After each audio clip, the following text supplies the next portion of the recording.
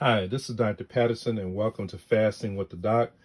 And in this video, I'm going to give you some information regarding the reasons why you're sick. There are two.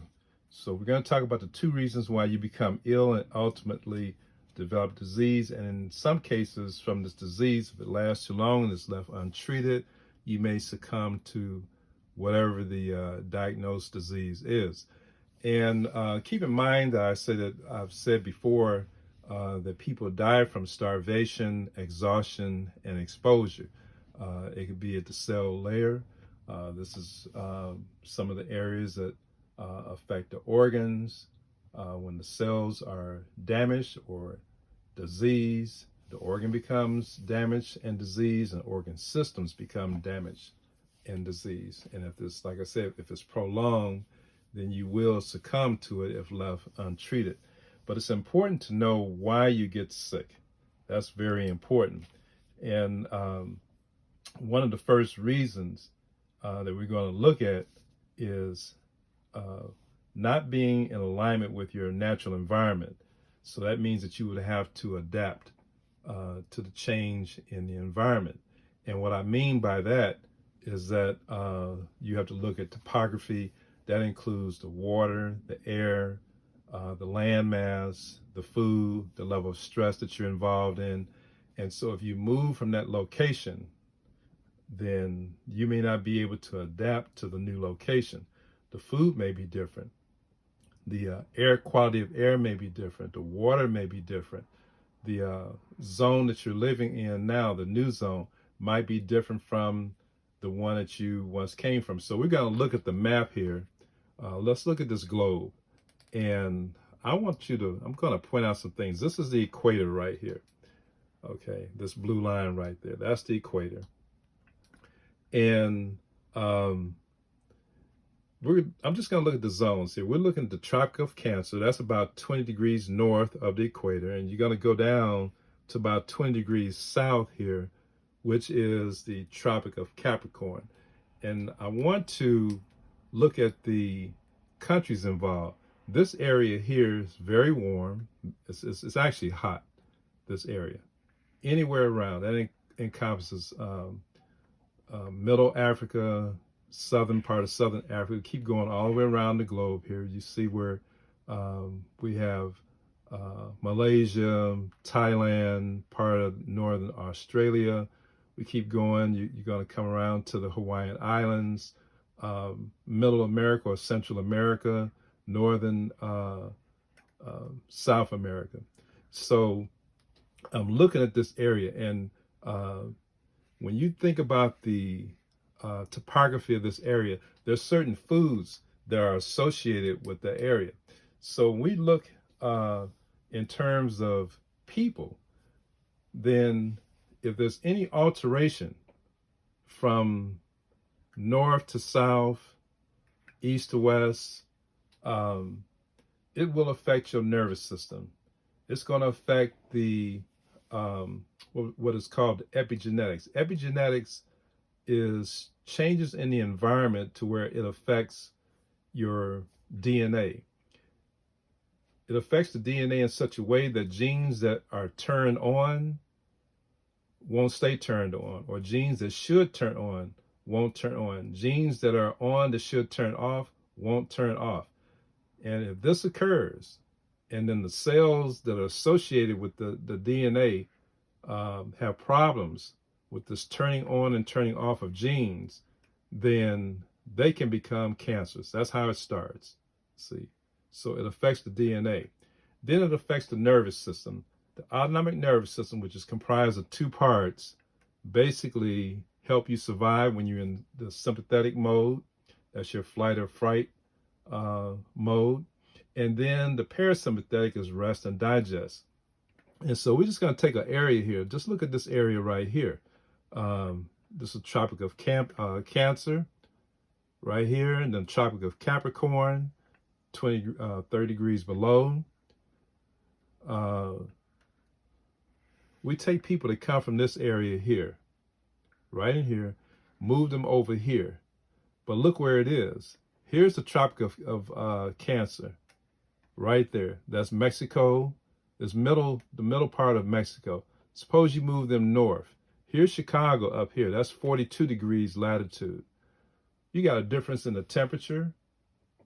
Seasonally, there's a difference in the temperature. There's a difference in the sea level.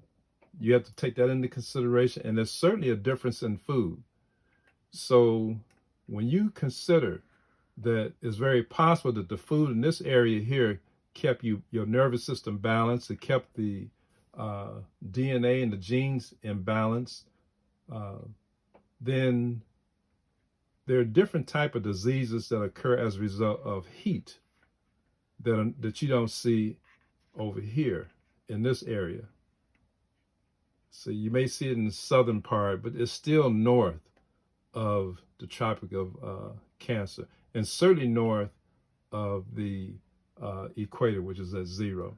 So if you move people out of this area and move them here, and then you change the food, say the food here is naturally occurring for this area, the water, the air, move them to this area, more industrialization, chemicals in food, chemicals in the water, the level of stress is increased.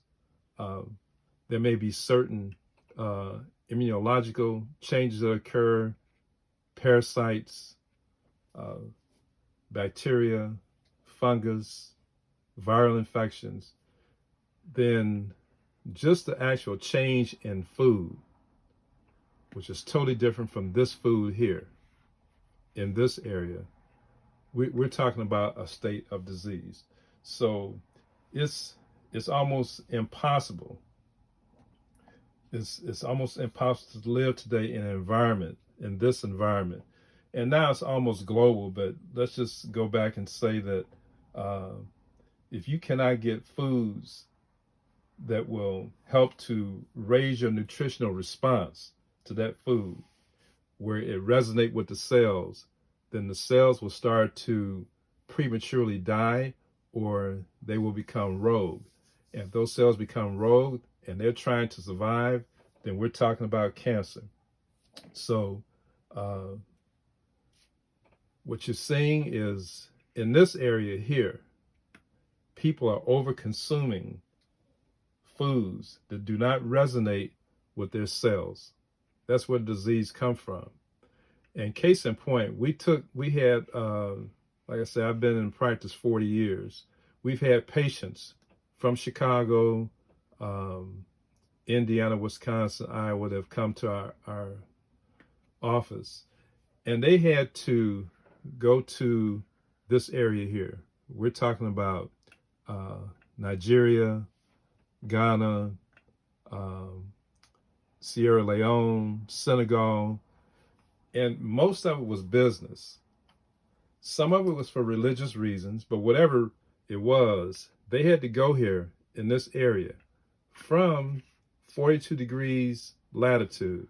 They had to go south toward the equator in this area here. And most of them were there for 4 to 6 weeks. And it was amazing what happened once they returned. When they returned, they basically now none of these people knew one another. They're from all different walks of life. When they returned, they basically had the same story. They did a lot of walking. They had transportation, but for the most part, they had to walk a lot every day. And they had to eat and drink a lot of liquids because it was so hot in this area. See how it's very close to the equator, so it's going to be extremely hot. But what they did was the diet was really refined. They could have gotten, because this area is all commercial now with like America in terms of fast foods. But at the time that they went and the location that they were in, places in Ghana and Nigeria, they were in a location where it was more rural. And so they had to walk, but the food, coastal areas, the food that they had, fresh fish, they had some chicken, a lot of rice, a lot of vegetables, no commercialized sweets. They had something that was a dessert that was sweet, but whatever it was not like the sugary sweets that we have here.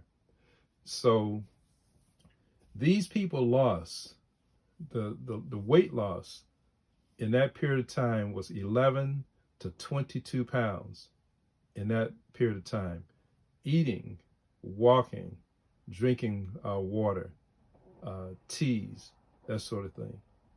This is what happened. And then what was really remarkable was that just about everybody that left was suffering with high blood pressure, hypertension. Some were on medication, some were not. They were trying to do it naturally, but yet still the blood pressure fluctuated, was still up.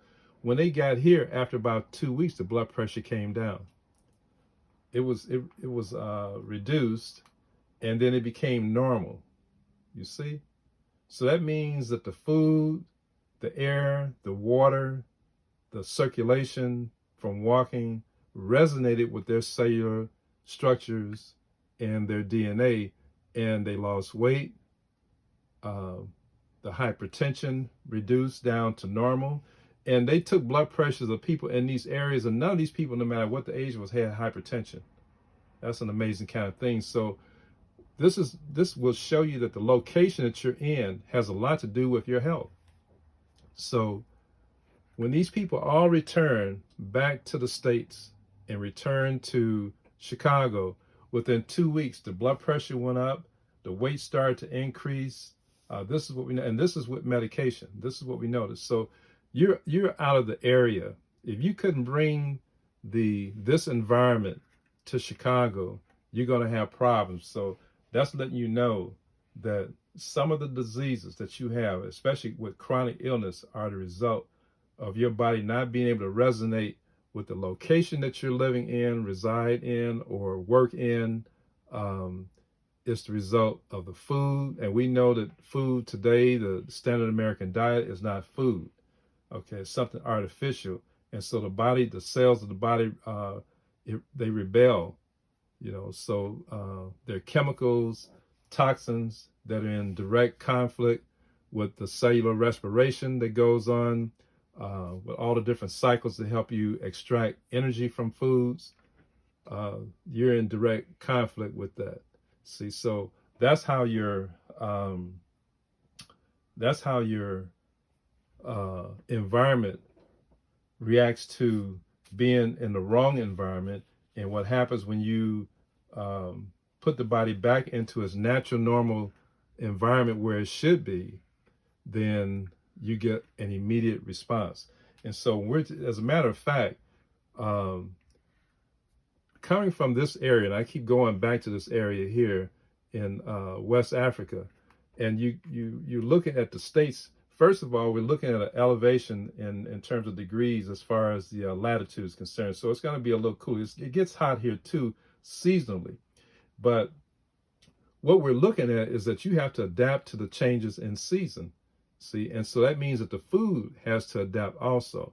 That doesn't occur. See, so what does this say? What we notice is that the patients basically in this area are sympathetic dominant. That means that they're in the flight, fright, or fight mode all the time, even when you sleep.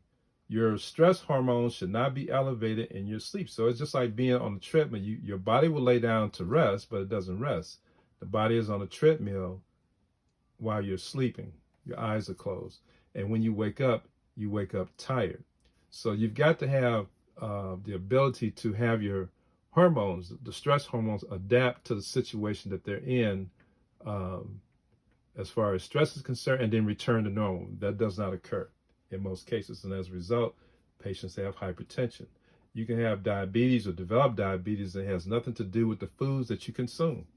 It has everything to do with the alteration of the hormones in the body, and the body cannot relax and rest. And so what we notice is that the patients from this area living here have to be on a vegetarian diet. That's the only way that you can handle sympathetic dominance. They have to be on a vegetarian diet. They have to have magnesium and potassium, chromium as some of the main supplements. It has to come from the food. You have to supplement the diet with that. One of the problems that we notice with magnesium is that magnesium, which is necessary for your calcium control. See, it's not that you need calcium, but you want to be able to control the calcium with the proper magnesium levels. Kidney stones, in relationship to the heart, we're looking at mitral valve prolapse and heart rhythm problems that result with deficiencies in magnesium. In this area, it's industrialized. You have pipes that carry water, but the pipes are lead. And lead pipes, we know, will diminish the amount of magnesium that the body needs. And so you already have magnesium deficiencies because it's being leached away from the water by lead. The water is transporting or being transported by with the pipes, the lead pipes. So a person that's in this area need to be on a vegetarian diet, no meat whatsoever. They need folic acid, so they don't need calcium. So you actually will help them to develop kidney stones, gallbladder stones, taking too much calcium. See, so let the calcium come from a vegetarian meal and take the supplements. Now, at the same token, another person can come from this area here, Northern Europe, and come to this area, increase the stress, same thing, stress hormones may be elevated. They may have problems more than likely with the parasympathetic nervous system. That's the rest and digest portion. See, so taking medications to help you sleep, taking medications to help you wake up, taking medications or something like that to help you digest your food, suffer with constipation. Believe it or not, that person coming from here, from this area here, this is Northern Europe, and coming down to this area would need a red meat diet. And especially a person who's suffering with cancer, like your soft tumors, your leukemias, lymphomas, a red meat diet would help that person. You put that person on fruit and vegetable, it would actually exacerbate the cancer. It would exacerbate some of the parasympathetic tendencies that they may have. So they would, in order to balance things, so we're not saying you have to stay on that forever, but you want to balance the parasympathetic and the sympathetic nervous system. Coming from this area here, they need red meat. See? So you can't group everybody into the same group. So that's the first thing, being out of the normal location where your genetics exists. That's a very important thing. Now we have areas that are called blue zones. So people may have adapted. They may be away from the equator. They'd be quite far from the equator. Like here's Japan. That's one of the blue zone regions. These are people who live to be 100+ years of age, centenarians. Okinawa, Japan, right in here.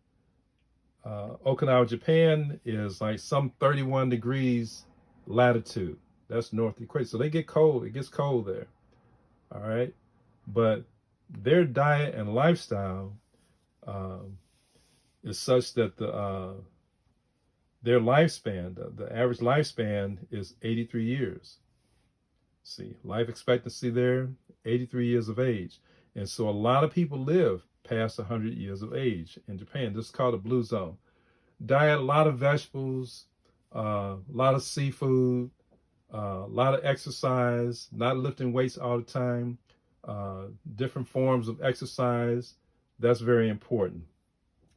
Another area is Korea, South Korea. That's right over here.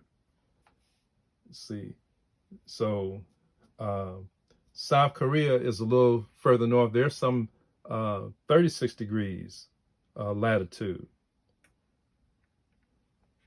right in this area right there. And life expectancy is 90 years of age for those people. Different types of food. Make the adjustment. If you can't live in this area or don't live in this area, maybe you can bring the foods in to the area, or the lifestyle to this area, the water to this area. You see what I'm saying? So they've adjusted their lifestyle. That's what chronic illness is. They're lifestyle illnesses. They've adjusted that. So they are able to increase their lifespan. And we're talking about 100 years of age. Let's see if we can find Malaysia. Well, here's the Philippines right here. So trying to see, I'm not sure if the Philippines is a blue zone, but I know South Korea is, Okinawa, Japan is, let's see if we can find Malaysia. Okay, so that's down here. Here's Singapore. Okay, Singapore is 1 degree latitude. See how close they are to the equator? So the people in this area have taken advantage of the location, that's the temperature, the seasonal changes, the water, the foods that they eat.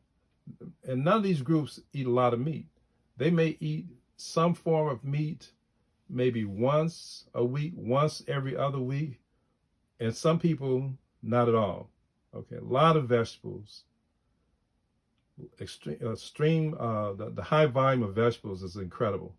Some fruit in this area. Okay, so we're gonna go up just to show you. You can bring the lifestyle to you. This is France. So here's Switzerland.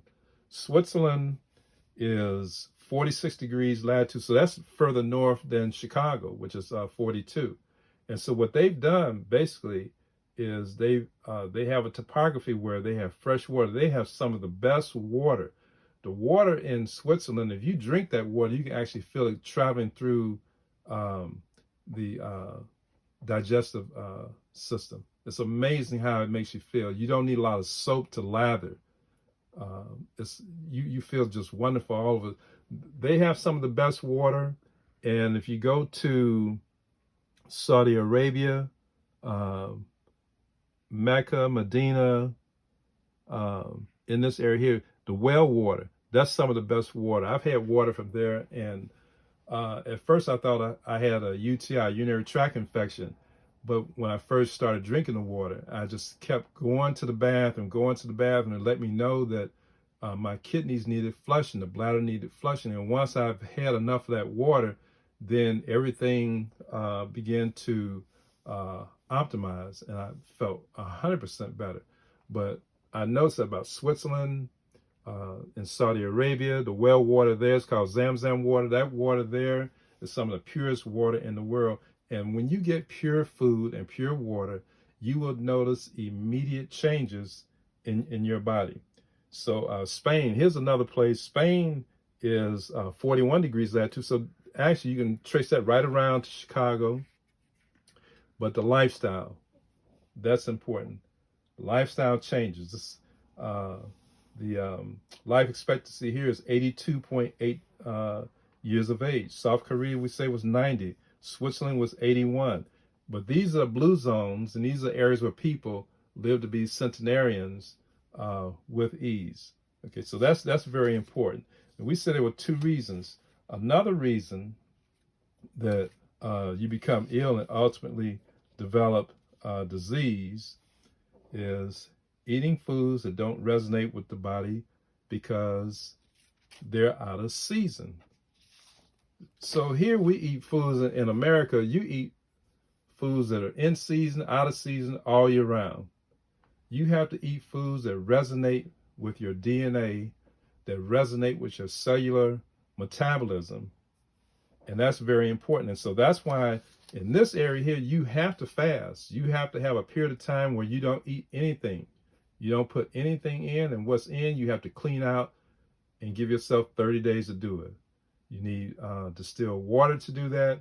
You need herbs that resonate with the first 4 organs. You have to have herbs for the first 4 organs of detoxification. The main ones are your liver, your kidneys, your lung, and the skin. You have to be able to address and support those herbs. Then you support the other problems that you have. You may have problems with your digestive system, so you need herbs for that. You may have problems with your elimination system, with the colon. You have to have herbs for that. You may have problems with memory, so you may have to have herbs for the brain.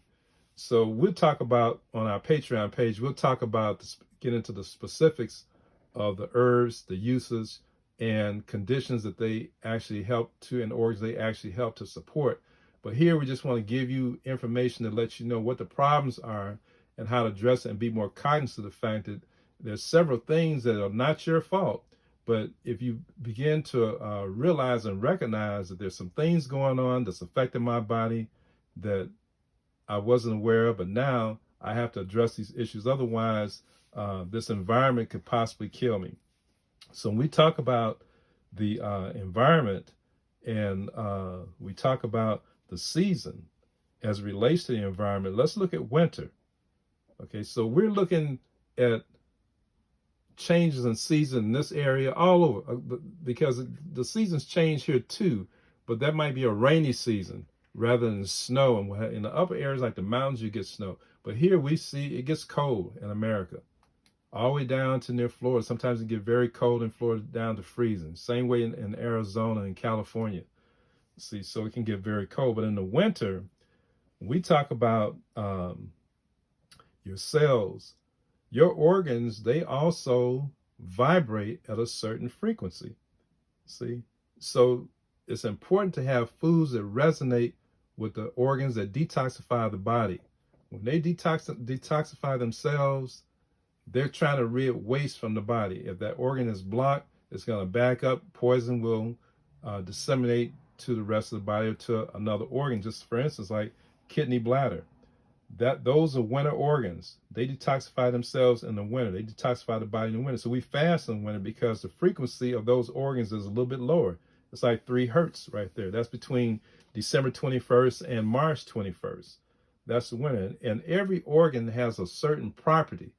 Now, you see this in traditional Chinese medicine, in acupuncture. They understand exactly what I'm saying, but you want to think about the property of the organ and give you some idea as to how to utilize that organ, and what to eat, when to eat, and what not to eat. So this is the reason why we fast. Arguably, we've been fasting for 40 years.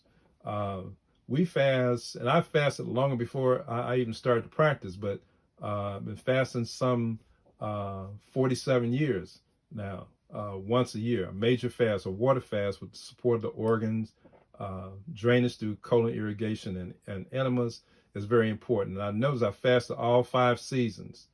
And the best season to fast, and the season that gives you the most benefit and it's easy to do, is in the winter months. But that's kidney and bladder. Those organs have a frequency and resonate at 3 hertz. That's not a lot. You move into the fall, which is about September, late September, September 21st to into the winter, to December 21st.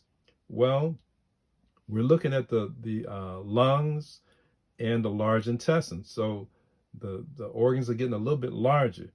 They resonate at a frequency a little bit more in order to function. So we're looking at 5.5 hertz. That's in the fall. And the element associated with the large intestine and the lung is metal. You go to spleen and stomach. That's late summer. That's August 21st to September 21st. Those are big organs, the spleen and the stomach. A lot of activity goes on in the stomach constantly. It resonates at a frequency of 8 hertz. And the associated element is earth. You look at, let's go to the summer. Summer, the heart of summer. That's June 21st to August 21st.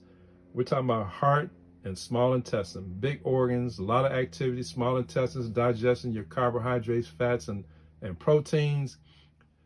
This is a period of time of the year where people are celebrating. They're eating a lot of foods that are out of season. They're eating a lot of processed foods. They're frying foods. It's all kind of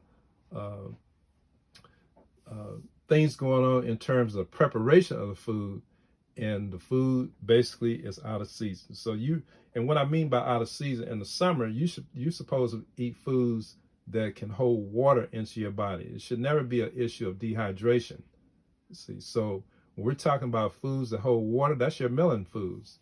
Honeydew melon, watermelon, cantaloupe, all of your melon fruits, mangoes, all these fruits, they hold water in the body. The biggest problem we've had is that people like such a variety of foods that's where they damage their systems, is through variety. But if you can manage to have some discipline, and it takes discipline in order to do this here, you'll be able to balance the body's foods with the seasons. Eat the ones that are in season at that time. So when we're looking at heart and small intestine, the element is fire. These are fire organs. And the last one is spring. Spring is March 21st to June 21st. It resonates at a frequency of 5.5 hertz. I didn't mention heart and small intestine. That's 8, just like the spleen and the stomach.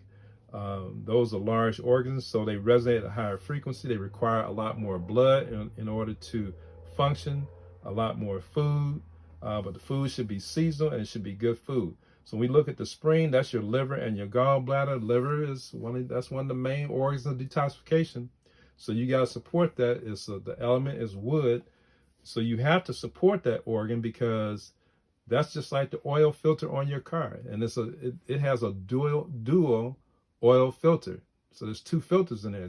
And we'll go through that when we talk about the physiology of the organ. But just keep in mind that it's got to filter whatever comes into the body twice in such a way that it breaks it down and is able to turn whatever it is that comes to the body, toxins, into water to be excreted through the kidneys. So that's important. And it's also important to know that whenever you get sick, and we're talking about the seasons and whatnot, if you get sick in the winter, if it's due to something that you ate, it's really due to something that happened the season or 2 seasons before. It doesn't show up for a season or 2. See, it doesn't manifest itself in an illness, which means that the body wasn't able to rid itself of the waste matter that from the food that you ingested.